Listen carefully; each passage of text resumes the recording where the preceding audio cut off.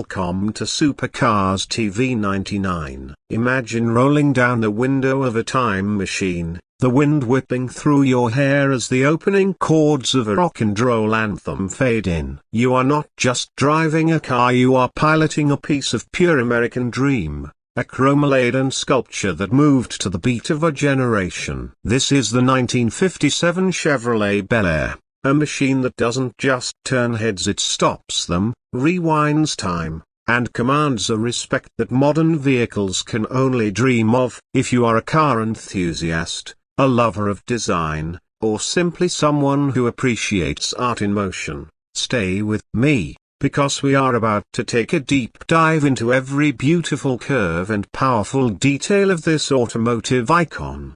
Let's begin at the front, where the Bel Air makes its first and most powerful statement. This is the face that launched 1,000 hot rod dreams. The front end is a symphony of aggressive elegance, dominated by a wide, toothy grille that seems to grin with confidence. But the true masterpieces are the dual hood ornaments, a streamlined spears that point forward like an arrow in flight. Above them, the iconic Chevrolet badge sits proudly. The headlights, nestled in bright nacelles, are framed by massive, wraparound chrome bumpers that jut forward, giving the car a stance that says it's ready to pounce. Every inch of the front fascia is dripping with bright work, reflecting the world back at itself in a distorted, beautiful mirror. Moving to the side, the design language becomes even more dramatic. The signature element is, of course, the stainless steel spear that runs from the front fender,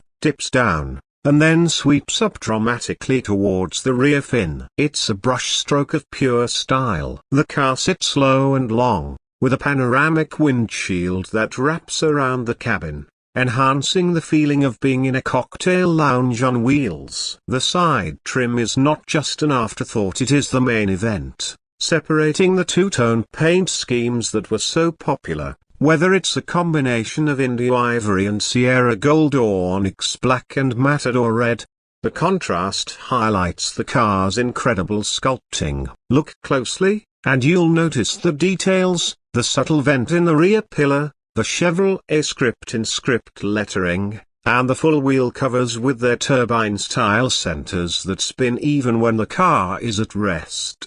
Slide inside the interior, and you are transported to a world of 1950s optimism. The dashboard is a work of art, a vast expanse of painted metal and chrome that houses a deep dish steering wheel and a comprehensive gauge cluster placed directly in front of the driver. The bench seats are wide, plush, and covered in luxurious fabrics that feel like your grandmother's finest sofa. It was designed to carry the whole family, or a group of friends on a Saturday night cruise. The details are everywhere, from the intricate patterns on the seat bolsters to the push-button radio that pulls out for easy tuning. It's a cabin that feels spacious, airy, and wonderfully analog, a stark contrast to the digital cocoons of today. Of course, the beauty isn't just skin deep. Under that long hood lies the heart of the beast. Many Bel Airs were equipped with the legendary small block V8, an engine that revolutionized the automotive world. In its top super turbo fireform,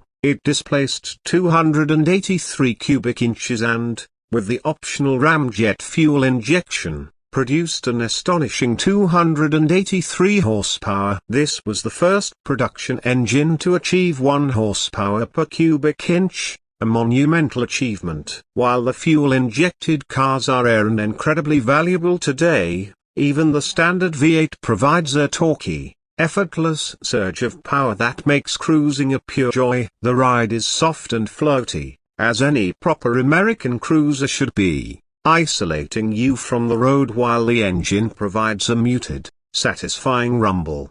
Now, let's get down to the reality of ownership. When it comes to mileage, a well-maintained Bel Air wasn't built for high-speed cross-country slogs, but for gentle Sunday drives. You could expect to see fuel economy in the range of 12 to 15 miles per gallon, which is perfectly acceptable when you consider you're driving a living legend. As for the price, That's where things get serious. A project car in need of full restoration might start around $20,000 to $30,000, giving you a blank canvas. However, a beautifully maintained, numbers-matching example in a desirable color combination can easily command prices between $60,000 and $100,000. For a fully restored, top-tier convertible or a rare fuel-injected model, the sky is truly the limit, with cars crossing the auction block for well over $150,000. It is an investment, yes,